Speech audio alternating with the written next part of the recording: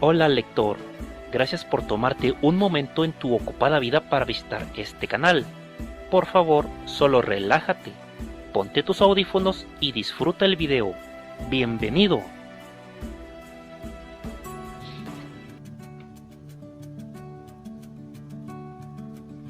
Lejos, muy lejos en el tiempo, hubo en Granada un rey musulmán llamado Mohamed, a quien sus súbditos añadieron el sobrenombre de El Zurdo. Un día que regresaba de paseo, seguido de sus cortesanos, encontró en las laderas de una montaña a un escuadrón que volvía de acometer tierras cristianas, ganando como botín una larga recua de mulas bien cargadas y numerosos cautivos, hombres y mujeres. Una de estas mujeres, ricamente vestida, llorando su desgracia sobre el palafrén que la conducía, inconsolable ante las palabras de la criada que cabalgaba a su lado, llamó la atención del monarca por su continente, que demostraba condición superior a los demás prisioneros y además por su belleza. Preguntó Mohamed al capitán de la tropa y supo que ella era la hija del alcalde del castillo fronterizo, sorprendido y saqueado en la incursión. El rey moro la reclamó como su alcabala en el botín y la mandó conducir a su harén. Se hizo cuanto pudo para aliviar el pesar de la cautiva, sin lograrlo, y el monarca, más enamorado de ella cada día, quiso que fuera su sultana. Rechazaba la cristiana los galanteos de Mohamed, por musulmán, por enemigo declarado de su país, y lo que resultaba más denigrante para el soberano, por entrado en años. Viendo el rey zurdo que de nada valían sus cuidados, determinó ayudarse de la criada. No la mencionan las leyendas moriscas de otra manera que como la discreta Cadiga, y olvidan su verdadero nombre. Según el valor que se da a la discreción, Cadiga no pudo prestar al soberano moro mejores servicios porque, apenas sostuvo Mohamed con ella una conversación privada, aceptó la criada la fuerza de sus argumentos y tomó a su cargo la conveniencia de convencer a su ama. «Cesad en vuestros lloriqueos», le decía, «que no hay razón para tanta lágrima y tanto gemido. Después de todo, ¿no es mejor acaso ser la señora de este hermoso palacio que estar encerrada dentro de la torre de vuestro padre?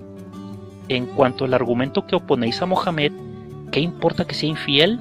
Os casáis con él, no con su religión. Y si es cierto que va siendo muy viejo, pues mejor, así más pronto enviudaréis y seréis dueña de vuestras acciones. De cualquier modo que veáis, considerad que estáis en su poder, o sois su reina o sois su esclava». Así pues, prevaleció este razonamiento. Enjugó el llanto la cristiana y se convirtió en la sultana del monarca zurdo, aceptando, en apariencia, las creencias religiosas de su real esposo, y la discreta dueña se mostró tan celosamente convertida a las doctrinas mahometanas que recibió el nombre árabe de Cadiga, siéndole permitido continuar con su empleo confidencial al lado de su hermosa señora. Tiempo después, Mohamed tuvo la dicha de que su reina cristiana le hiciera padre de 3 niñas dadas a luz en un mismo parto. Hubiera preferido el rey que sus descendientes fueran varones, pero el caso de un triple alumbramiento era para halagar a un rey zurdo ya en los umbrales del invierno de la vida. Siguiendo la costumbre de los monarcas musulmanes, convocó a sus astrólogos. Quería conocer el destino de las 3 recién nacidas, y estos le predijeron: «Las hijas, oh rey, constituyen siempre una propiedad peligrosa, pero estas tuyas se hallarán tan sujetas a continuo riesgo que toda tu vigilancia será poca cuando lleguen a la edad nubil. Ponlas entonces bajo tus propias alas y no les confíes a ningún otro calor». Entre sus cortesanos, Mohamed tenía fama de rey sabio y advertido, y así se creía él, por cuya razón apenas le hizo mella el augur de los magos, y esperó confiado que llegaran los días anunciados para preponderar sobre la fatalidad. El triple alumbramiento fue el primero y el último trofeo matrimonial de Mohamed.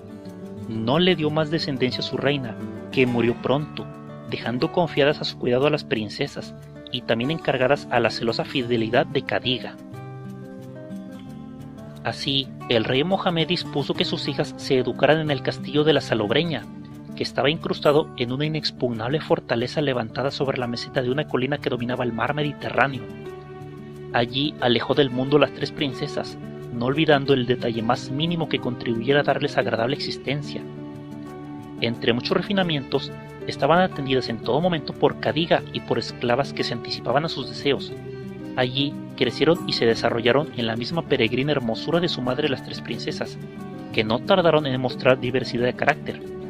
Zaida, Zoraida y Zorajaida se llamaban por el orden en que nacieron. Zaida, la mayor, tenía un espíritu intrépido y en cuantos asuntos tomaba parte, predominaba su iniciativa sobre sus hermanas, lo mismo que predominó en el acto del nacimiento. Todo lo preguntaba y todo lo quería saber, y no se contentaba si no llegaba al fondo de las cosas. El sentimiento de lo bello era la característica de Zoraida, y obedeciéndolo, se deleitaba contemplando su propia imagen en un espejo o en una fuente, y recreándose en las flores, en las joyas y en los adornos femeninos.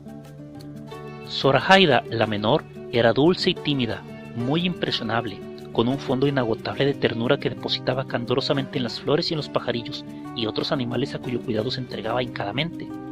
Ella mezclaba ensueño y preocupación por ideas vagas en sus diversiones, que eran mansas y moderadas, y así permanecía horas sentada a la ventana mirando el cielo estrellado en una noche de verano, o el azul del mar plateado por el resplandor de la luna. Pues bien, ya queda dicho que el castillo de Salobreña se levantaba en una eminencia de la costa. Una de las murallas exteriores se extendía por el contorno de la montaña hasta una roca saliente que colgaba sobre el mar, con una estrecha playa arenosa abajo bañada por agitado oleaje. En una atalaya que allí había, dispuesta como pabellón, con ajimeces cubiertos de celosías, pasaban las princesas las horas calurosas del mediodía. Sentada estaba Zaida a una de las ventanas mientras sus hermanas, reclinadas en divanes, se entregaban al ligero descanso, cuando atrajo su atención una galera que pasaba la costa a golpes de remo uniformes y rítmicos. Así que se acercó frente al balcón, pudo advertir la princesa en la embarcación muchos hombres armados. Allí mismo, al pie de la torre, echó anclas la galera. Desembarcaron en la estrecha playa soldados moros conduciendo cautivos cristianos. Zaida llamó a sus hermanas, y las tres atisbaron tras las celosías. Entre los prisioneros vieron a tres caballeros españoles, en la flor de la juventud, de noble presencia y ricamente vestidos. La bizarría con que se conducían, a pesar de hallarse cargados de cadenas y rodeados de enemigos, revelaban la grandeza de sus almas. No perdían detalle las princesas, que parecían poner intenso interés en la escena, encerradas como en una jaula dorada en aquel castillo que las alejaba del mundo, atendidas por servidumbre femenina y no viendo más hombres que los esclavos negros o los rudos pescadores de la costa. No fue cosa singular que la aparición de aquellos tres caballeros de gentil apostura y garbo varonil produjera conmoción en lo íntimo de sus sentimientos. ¿Pisó alguna vez la tierra caballero más gallardo que ese de las vestiduras carmesíes?, exclamó Zaida, la mayor de las hermanas. Ved cuán arrogante se muestra, como si todos los que le rodearan fueran esclavos suyos. Pues, ¿y el que luce el traje verde? ¡Qué gracia, qué elegancia! ¡Cuánto ardor y fogosidad en él!, apuntó Zoraida, la segunda. Callaba la linda Zorajaida, pero secretamente puso sus preferencias en el tercer caballero vestido de azul. Siguieron observando las princesas desde la celosía hasta que desaparecieron de la vista de los cautivos. Exhalando entonces hondos suspiros, mirándose las tres, se dirigieron pensativas y absortas a sus divanes. En esta situación las encontró la discreta Cadiga, a quien relataron tan anhelosamente lo que vieron que también se sintió poseído de ansias y de anhelos el marchito corazón de la sirvienta. Pobres jóvenes, las compadeció. Podría asegurar que su cautiverio hace languidecer de pena a más de una doncella de alta alcurnia de su país. Ah, dulces princesas, no tenéis noción de la vida que llevan esos caballeros, siempre enamorados de sus damas y devotos a ellas, cortejándolas y dedicándoles trovas de ensueño. Subió de pronto la curiosidad de Zaida, insaciable en sus preguntas. Logró que Cadiga le diera datos y señales de las fiestas galantes de la juventud cristiana. La hermosa Zoraida se levantó y remilgadamente se miró a un espejo cuando la conversación recayó en el tema de las mujeres españolas, mientras Zorajaida ahogaba un suspiro que luchaba por escapársele del pecho ante el relato de las canciones y de las serenatas. Día tras día renovaba Zaida sus preguntas, y día tras día contaba la dueña nuevas historias que las princesas oían con interés acompañado de suspiros. Al cabo de un tiempo, se percató la discreta Cadiga del daño que involuntariamente causaban sus palabras, acostumbrada a considerar como niñas a las tres princesas, olvidando que, imperceptiblemente a sus ojos, habían ido creciendo y desarrollándose, floreciendo ahora en esplendorosa doncellez. «Ha llegado el momento», se dijo Cadiga, «en que deba dar cuenta al rey de la edad de sus hijas». Recostado se hallaba Mohamed el Zurdo en acogedor diván en uno de los salones del castillo, cuando llegó del palacio de Salobreña un esclavo mensajero de la sagaz Cadiga, que felicitaba al monarca por el cumpleaños de las princesas. Le enviaba además una cesta finamente engalanada de flores, dentro de la cual, en lecho de pámpanos y hojas de higuera, descansaban 3 frutas, un melocotón, un albaricoque y un abridor, de piel aterciopelada y fresca por el rocío mañanero y apetitosas por su tentadora madurez. Mohamed, conocedor del lenguaje oriental de las frutas y de las flores, adivinó enseguida el significado de esta emblemática oferta, y pensó así: «He aquí que el periodo crítico que predijeron los astrólogos están mis hijas en la edad núbil. ¿Qué me corresponde hacer ahora? Guardadas las tengo de los ojos de los hombres y puestas bajo los ojos de Cadiga, la discreta.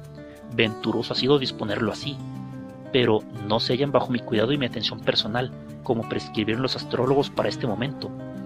Ordenaré que vengan a cobijarse bajo mis alas, y no las confiaré a ningún otro calor ni protección».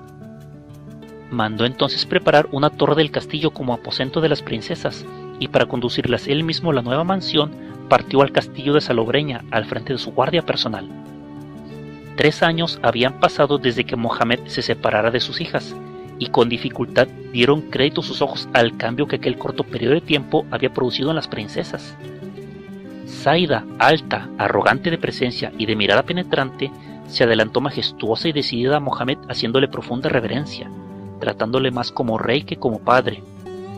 Zoraida, de estatura regular, ojos seductores, airosa postura y hermosura ensoñadora, aumentada por su exquisito cuidado en el tocado, sonrió al monarca, le besó la mano y le saludó con estrofas árabes populares que exaltaron deliciosamente al soberano.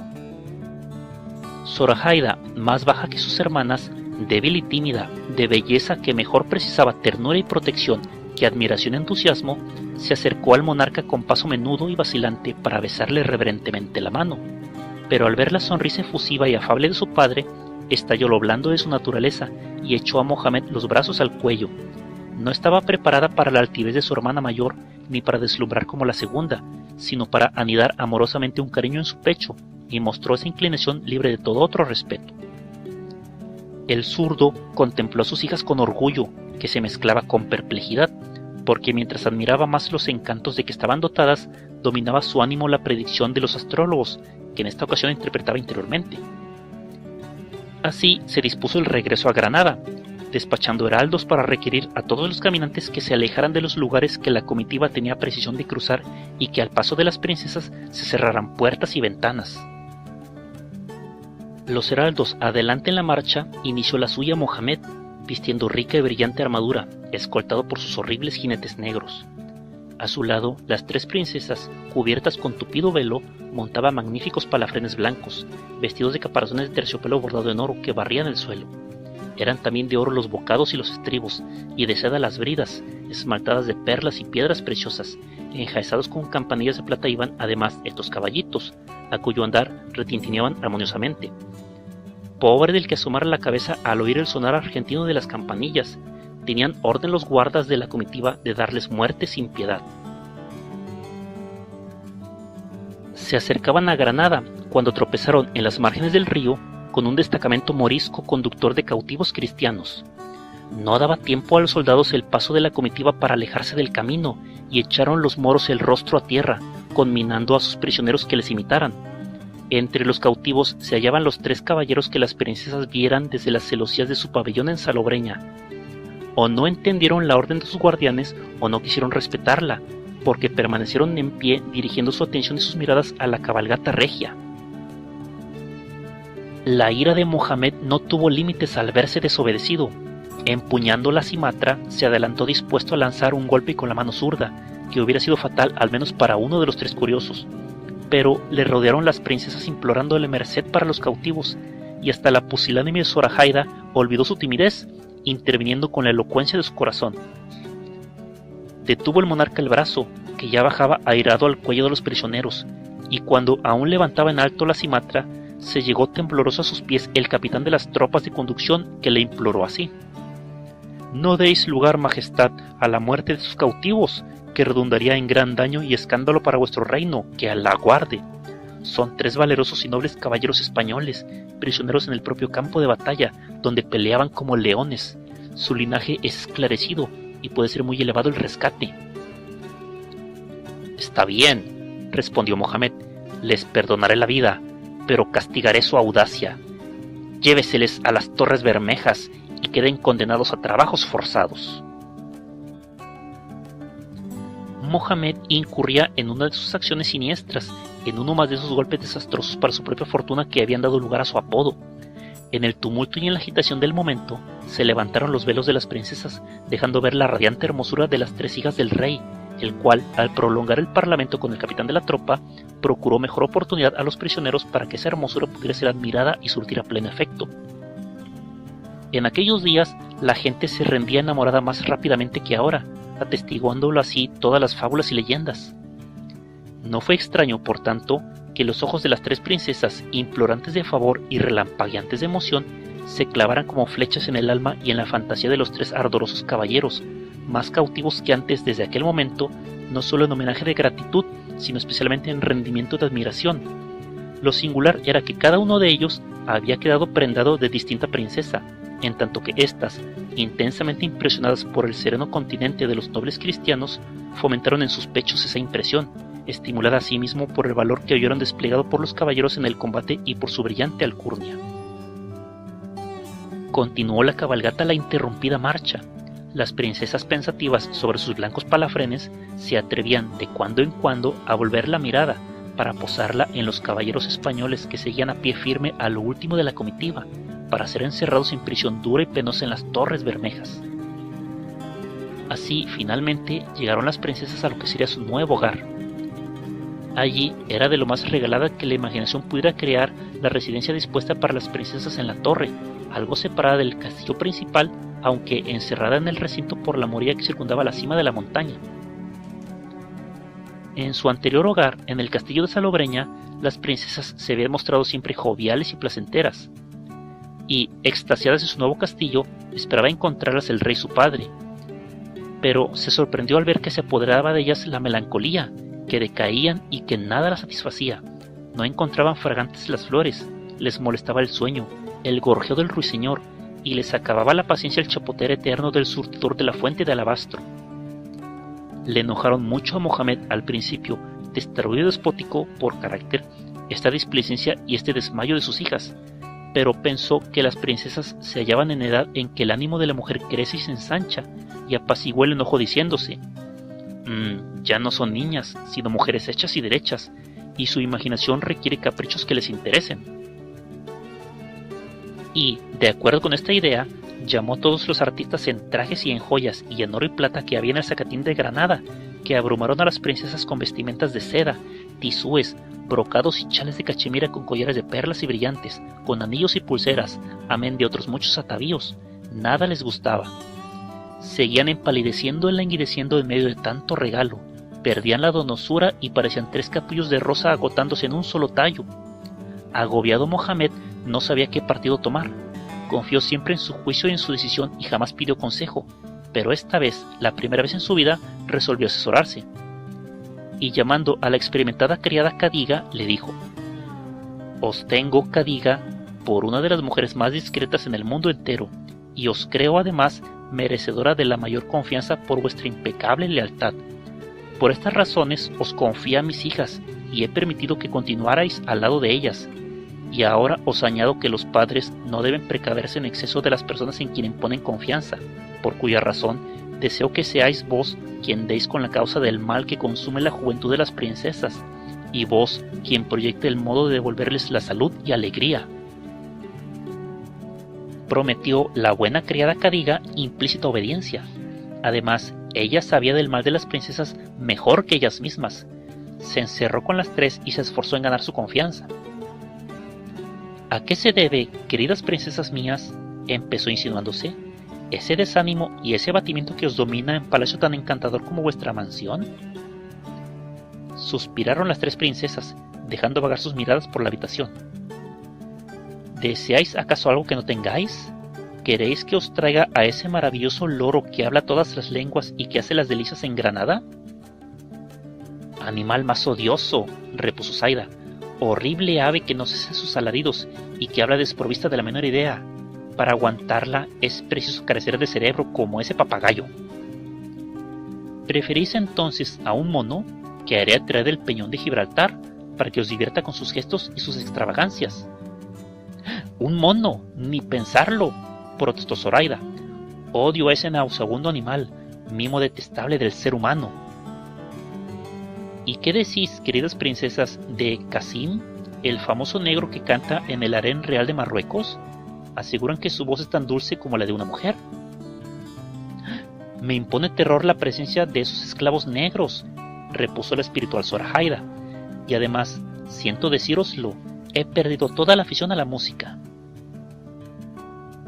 Ah, niña querida, ¿no diríais lo mismo si hubierais oído anoche la música que hacían los tres caballeros españoles que se tropezaron con el rey en vuestra jornada a esta torre?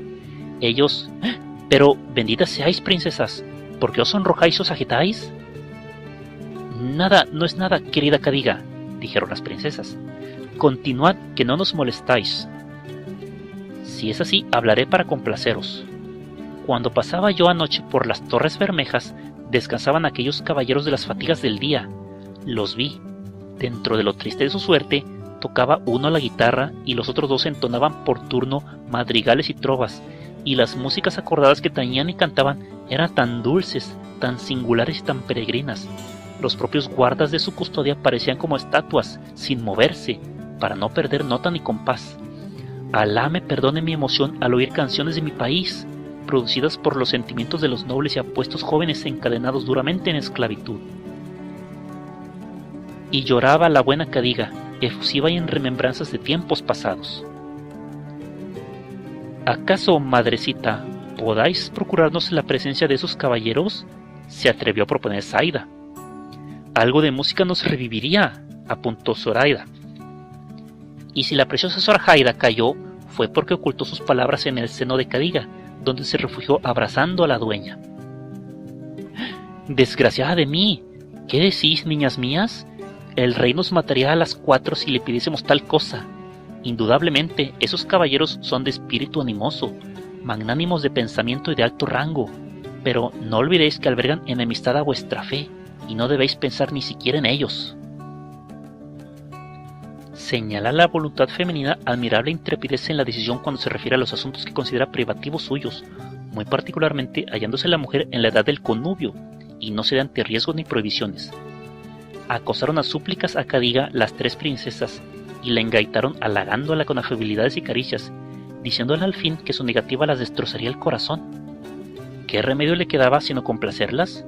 Ciertamente se tenía a la dueña por la mujer más discreta de todo el mundo, según le calificaba Mohamed, y también era de los servidores más leales al rey zurdo.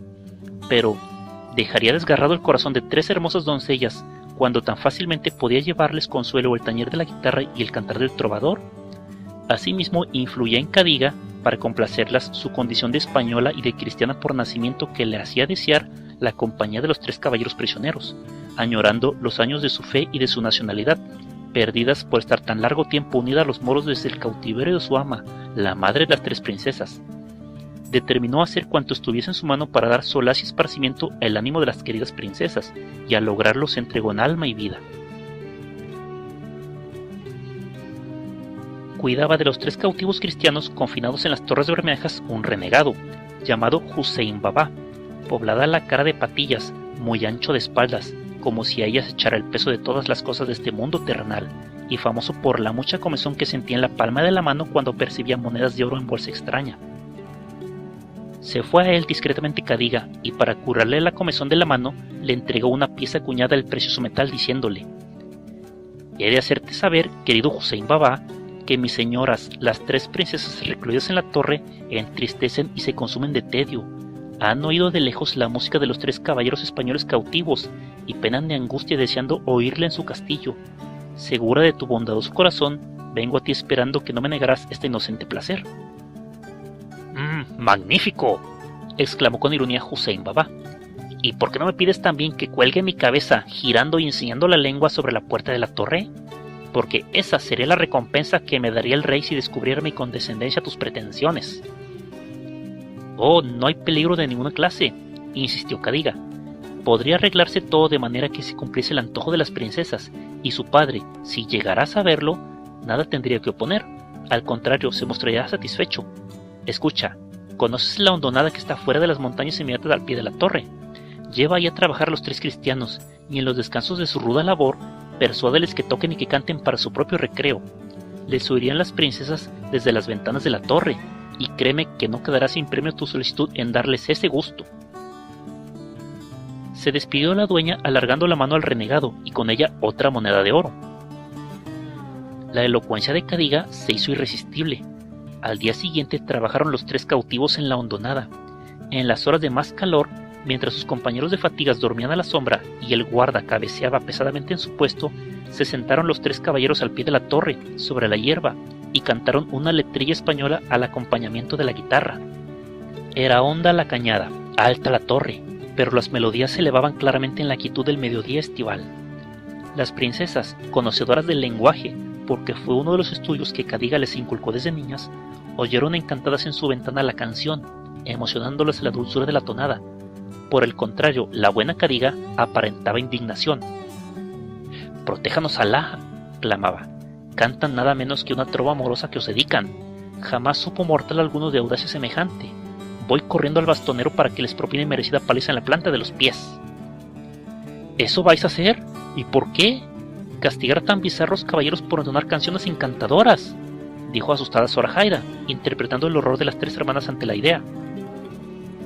Cadiga, fácilmente aplacable, cedió su indignación a la clemencia, digna de otorgarse en este caso, porque la música parecía haber surtido en las princesas el efecto deseado. Se les teñía las mejillas de carmín y les centellaban los ojos ahuyentando el fulgor la congoja que los envolvía. Entonaron nuevas trovas de ensueño los caballeros, y cuando terminaron, no sabían qué hacer ensimismadas las princesas. Cogió al fin Zoraida un laúd, y con voz dulce, al principio débil y temblorosa por la emoción, quebró y trinó una canción árabe con un estribillo. Desde aquel día, los caballeros españoles fueron llevados a trabajar en la hondonada. Hussein Baba se mostraba más indulgente y más afanoso a dormitar en su puesto. Se estableció una vaga inteligencia entre las 3 parejas desde lo alto a lo bajo de la torre, por medio de coplas y de tonadas, que acrecieron los sentimientos que anidaban en los corazones de cristianos y de musulmanes. Poco a poco fueron asomándose estas al balcón, burlando la vigilancia de los guardas de las murallas, y hablaban con aquellos el simbólico lenguaje de las flores, que los 6 conocían a la perfección. Las dificultades que en sí envolvía esta correspondencia amorosa añadieron encanto a la situación, y fueron motivo de mayor apasionamiento entre las princesas y los caballeros, porque el amor se deleita en vencer obstáculos y crece vigoroso en la tierra que más estéril parece. El cambio efectuado en la apariencia y en el ámbito de las 3 doncellas sorprendió a Mohamed y le regocijó extraordinariamente, pero nadie podía considerarse más triunfante que la dueña Cadiga, sabedora de que todo se debía a sus discreteos. Pero un día dejaron de acudir a la hondonada los 3 caballeros españoles. Salió entonces Cadiga en averiguaciones de lo que pudiera haber ocurrido a los 3 jóvenes cristianos, y volvió angustiada con las princesas. «Ah, niñas mías, ha sucedido lo que me temía, y ya podéis colgar de los sauces vuestros laúdes. Los caballeros españoles han sido rescatados por sus familias, y están en Granada disponiendo el regreso a sus casas». A la desesperación llevó la noticia a las princesas. Se indignó Zaida ante el desaire que les inferían los cristianos, sin un solo intento de despedida. Se retorcía las manos Zoraida, y se anegaba en llanto, y se miraba al espejo, y se secaba las lágrimas para volver a verterlas.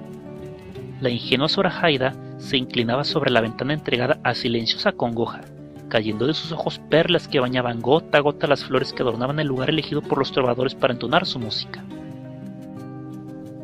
Cuanto pudo hizo Cadiga para mitigar la tristeza de las princesas. «Consolaos, queridas», les decía, «que esto no es nada, así son las cosas del mundo, y ya iréis acostumbrándoos a ellas. Cuando tengáis mi edad, daréis a los galanteos el valor que les corresponde, un maravedí. Seguramente estos cristianos son de esos hombres de amor engañoso, cuantas veo, tantas quiero, y también tienen sus damas entre las bellezas españolas de Córdoba y de Sevilla, a las que sorprenderán una de estas noches con serenatas a sus balcones, olvidando por completo a las princesitas moriscas. No os desalentéis, hijas mías, y dad al viento las penas de vuestro corazón. No hizo la discreta Cadiga con estas palabras sino redoblar la aflicción de las enamoradas jóvenes, que continuaron inconsolables 2 días más, hasta que a la mañana del tercero entró la dueña toda desazonada e irritada en el aposento de las princesas. ¡Ay! ¿Quién hubiera podido pensar semejante insolencia en los mortales? Rompió la pobre Cadiga a hablar, tan pronto como encontró medios de expresión al enfado que parecía poseerla. Pero bien merecido lo tengo, por haber tolerado tanto engaño a vuestro ilustre padre. Jamás me habléis de vuestros galanes españoles. ¿Por qué? ¿Qué ha ocurrido, querida Cadiga?, indagaron ansiosas las princesas. ¿Qué ha ocurrido?, contestó la buena mujer alborotadamente. Pues ha ocurrido nada más que la traición, o lo que es peor, que me la han propuesto a mí, la más fiel de las dueñas, el súbdito más leal del rey. Sí, queridas niñas, los caballeros españoles se han atrevido a proponerme a mí que os persuada a las 3 para que escapéis con ellos a Córdoba, donde os harán sus esposas. A mí, imagínense proponerme tal traición a mí. Así terminaba sus palabras la buena mujer, cubriéndose con las manos la cara para entregarse a violento estallido de indignación. Las 3 hermosas princesas cambiaban de color, pálidas y rojas se volvían, y temblaban, y bajaban los ojos y los subían para mirarse unas a otras, como interrogándose, pero sin hablar palabra, en tanto que la dueña, exasperada, repetía: que haya vivido yo mis días para recibir tal ultraje y tal ofensa. A mí, la persona más leal de cuantas tiene el rey a su servicio, venirme a proponer descaradamente vuestro rapto. Al cabo de un momento, la mayor de las 3 princesas, más animosa que sus hermanas, se acercó a Cadiga y poniéndola cariñosamente las manos en los hombros, quiso calmarla. Callad, querida madrecita, y respóndenos, suponiendo que nosotras accediésemos a escaparnos con los caballeros cristianos, ¿podríamos hacerlo? ¿Habría quien nos ayudase? ¿Sería eso posible? Se repuso inopinadamente la dueña mirando a Zaida. ¿Posible? Cierto que sí, posible totalmente. Tienen ya comprado a Hussein Baba, el capitán de la guardia, y organizado todo el plan de fuga. Pero pensar que yo engañe a vuestro padre, al rey, que ha puesto en mí tanta confianza. Y otra vez estalló en exasperación la vieja dueña, apretándose las manos y lanzando por los ojos llamaradas de indignación. Pero nuestro padre, repuso Zaida, nunca confió en nosotras, sino en cerrojos y en barras de hierro, y nos consideró cautivas, no hijas. Bien, son verdad vuestras palabras, se calmó de nuevo Cadiga. Os ha tratado desconsideradamente, teniéndoos en encierro, y permitiendo que se mustien vuestros encantos en esta aburrida torre, como rosas que pierden su aroma y se marchitan en un búcaro. Sin embargo, mira que abandonar la tierra de vuestros mayores. ¡De nuestros mayores! ¿No es acaso también tierra de nuestros mayores, de nuestra madre, la tierra donde vamos a vivir en libertad? ¿Y no tendremos ahí un marido joven y amoroso, en lugar del padre que nos trata con tanto desapego? Sí, igualmente decís verdad ahora, vuestro padre es despótico y severo, aceptó otra vez la dueña para caer en desmayo preguntando: pero, ¿vais a dejarme aquí sin vosotras, queridas niñas mías, soportando sola el peso de su venganza? De ninguna manera, madrecita. ¿Nos acompañaréis en la fuga con los caballeros? No querría yo otra cosa. Voy a descubríroslo. Cuando discutí el asunto con Hussein Baba, prometió ayudarme encargándose de mí si os acompañaba. Mas habéis de pensar asimismo en las creencias. ¿Estáis decididas a renunciar a la fe de vuestro padre? La fe cristiana fue la religión en que nació mi madre, arguyó Zaida, y estoy dispuesta a abrazarla, y como yo, mis hermanas, no lo dudéis. Se le alegró el semblante Cadiga, y toda animosa exclamó: sí, que era la fe de vuestra madre, y en su lecho de muerte se lamentó amargamente de haber renunciado a ella. Le prometí encargarme de vuestras almas, y me llena de gozo ver que estáis ahora en la verdadera senda de la salvación.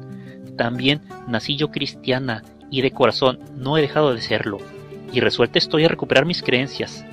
Al hablar con Hussein Baba, que es oriundo español de un pueblo cercano al mío, se ha mostrado igualmente ansioso de reconciliarse con nuestro Dios y volver para siempre a su país. Se sonrojaron las mejillas de la dueña al decir estas palabras últimas. Los caballeros españoles nos han prometido que si contraemos matrimonio Hussein y yo cuando lleguemos a nuestra tierra, nos dotarán espléndidamente. Parecía por todo ello que esta mujer, tan extremadamente discreta como decidida a asegurarse un buen porvenir, tenía ya concertado el plan del rapto con los 3 caballeros y con Hussein Baba. La mayor de las 3 princesas no titubeó en darlo por bueno, y tampoco dudaron en aceptarlo sus 2 hermanas, y aunque Zoraida luchaba interiormente entre el amor filial y la pasión amorosa, venció esta como naturalmente ocurre siempre, y la menor de las hijas de Mohammed, sorbiendo lágrimas y ahogando suspiros, se preparó para escapar con su gallardo caballero. Llegó por fin la noche designada para el escape. La torre de las princesas se había cerrado, como de costumbre, y durmió profundo sueño el castillo entero. Alerta estaba Cadiga sentada a una ventana que daba al jardín, cuando a las 12 en punto, Hussein Baba, desde abajo, dio la señal convenida. Descolgó la dueña una escala de cuerdas y descendió. La siguieron Saida y Zoraida. Cuando le llegó el turno a Zoraida, vaciló. Repetidas veces puso el pie en la escala para retirarlo, más medrosa cuanto más se retrasaba en culminar la acción. Dirigía atentas miradas a su aposento. Cierto era que vivía en ella como pajarillo enjaulado, pero cierto también que en esa jaula se encontraba protegida.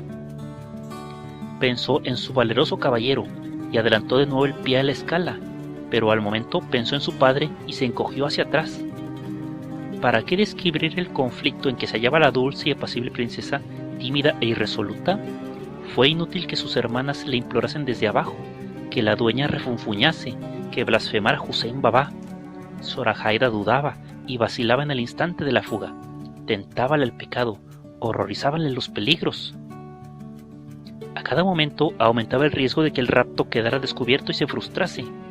Oyéronse pasos lejanos. Hussein bramó: «Las rondas están de patrulla. Si esperamos más, somos perdidos. Princesa, descended sin pérdida de segundo, o emprenderemos la marcha dejándoos». Zoraida estaba en terrible agitación. De pronto, soltó resueltamente las escalas y se retiró del balcón diciendo: «Ya está echada la suerte, no me ayudan las fuerzas para escapar. Que Alá os guíe y os bendiga, queridas hermanas». Las 2 princesas, que ya habían descendido, desfallecieron ante la idea de abandonar a su hermana, pero la ronda se acercaba y maldijo más y más Hussein, que no quiso esperar y las internó por el paso subterráneo. Se abrieron camino casi a tientas a través de un laberinto tajado en el seno de la montaña y llegaron a un portillo de hierro que se abría al exterior de las murallas. Esperaban allí los caballeros españoles disfrazados de soldados moros, y nada tardó Hussein Baba en tomar el mando de todos. Asombrado y furioso se quedó el galán de Zoraida al saber que la princesa se había negado a acompañarles y abandonar la torre en el momento decisivo. Saida y Zoraida se colocaron a la grupa de sus amantes y Cadiga a la del renegado, y como el rayo, veloces todos tomaron el paso de Lope que cruzando las montañas dirige a Córdoba. No habían recorrido mucho terreno cuando oyeron la alarma de los tambores y de las trompetas que sonaban desde los torreones del castillo. «¡Se ha descubierto nuestra fuga!», gritó Hussein. «La noche es oscura y nuestros caballos corren como el viento. Podemos vencer la persecución», replicaron los nobles españoles. Espolearon los corceles y cruzaron la vega. En la falda de las montañas de Elvira, que se extiende como un promontorio en la llanura, se detuvo el renegado escuchando atentamente. «Por fortuna, nadie nos sigue las huellas y podremos escapar a las montañas». Mientras así decía, brotó un resplandor de la atalaya del castillo. «¡Maldición!», clamó. «Esa tea es la orden definitiva que ha de poner alerta a todos los guardias. Apresurémonos, espoleemos como locos a los caballos, no hay instante que perder». Fogosos los caballos y arriesgados los jinetes salvaban por momentos la distancia, resonando el eco del furioso galopar en el camino que bordea la áspera montaña de Elvira. Pero a medida que avanzaban, contestaban el resplandor del castillo otros que salían de diversas torres. «¡Adelante, adelante!», les estimulaba el renegado, acompañando juramentos a las voces. Al puente, antes de que se haga allí la señal de alarma». Doblaron las montañas y dieron vista al famoso puente de pinos que cruza impetuosa corriente a menudo regada con sangre cristiana y musulmana. Se confundieron ante la atalaya del puente, refulgente de luces y rodeada de gente armada. El renegado detuvo el caballo, se puso en pie sobre los estribos y miró un momento en su derredor, hizo una seña de mando a los caballeros y, apartándose del camino, bordeó el río, hasta que al fin se metió en sus aguas. Los cristianos pidieron a las musulmanas que se sujetaran bien a ellos e imitaron a Hussein. Así cruzaron la corriente, que bramaba impetuosa, sin que las princesas lanzaran una palabra de temor ni de desfallecimiento. Llegados a la orilla opuesta, les condujo el renegado salvando sendas difíciles y poco frecuentadas y agrestes barrancos al corazón de las montañas para evitar los pasos conocidos. De ese modo entraron sanos y salvos en la antigua ciudad de Córdoba, donde fueron recibidos por sus familias y amigos con el mayor regocijo. Las dos hermosas princesas se convirtieron a la fe de la cristiandad y fueron esposas muy felices. No hemos hecho mención de la discreta Cadiga en esta aventura de Zaida y Zoraida a través de las montañas y del río. La dueña se había sujetado como un gato a Hussein Baba en la carrera, llorando a cada peligro que creía ver y arrancando juramentos del renegado. Pero cuando éste se dispuso a zambullirse con su caballo en el río, el terror de Cadiga creció a lo imponderable. «Oye, no te agarres a mí tan fuertemente que paralizas mis movimientos. Sujétate a mi cinturón y no temas nada». Así, ella se asió firmemente con ambas manos al cinturón de cuero del renegado. Pero cuando todos hicieron un alto, jadeantes jinetes y caballos, para respirar en lo elevado de la montaña, la dueña había desaparecido. «¿Qué ha sido de Cadiga?», preguntaron anhelantes las princesas. «Solo Alá lo sabe», respondió Hussein. «Se aflojó mi cinturón de tanto como lo estiraba la dueña sujetándose a mí, en medio del río, y con él desapareció Cadiga arrastrada por la corriente. Hágase la voluntad de Alá. El caso es que mi cinturón estaba repujado y era de gran precio». No había tiempo que perder, pero no dejaron de llorar las dos princesas la desaparición de su discreta consejera. Cadiga no perdió, sin embargo, más que la mitad de sus 7 vidas en la fragorosa corriente del río, ya que un pescador que estaba tendiendo sus redes la recogió en ellas y casi murió de asombro ante su milagrosa pesca. Y aparte de este detalle de su salvación, la leyenda no dice otra cosa de la discreta dueña, sino que jamás aventuró su discreción al alcance de Mohamed el Zurdo. Casi tan poco como de Cadiga conserva la fábula de las disposiciones que adoptara el monarca cuando descubrió el rapto de sus hijas y la traición de la más leal de las personas en quien confiara. Se sabe que nunca volvió a depositar fe en nadie y que se cuidó personalmente de guardar a Zoraida, la cual, al cabo de los pocos días, se arrepintió secretamente de no haber acompañado en la fuga a sus hermanas. Se cuenta de ella que 100 y 1000 veces se le vio siguiendo extasiada con la mirada la dirección de Córdoba, y que no dejaban de oírse de cuando en cuando notas de su laúd, con las que entonaba melancólicas y plañideras estrofas, lamentando la compañía perdida y los amores idos de su galán y deplorando su vida solitaria. Zoraida murió joven, fue enterrada bajo la torre, y su triste destino ha dado pábulo a la fantasía popular para crear más de una historia legendaria.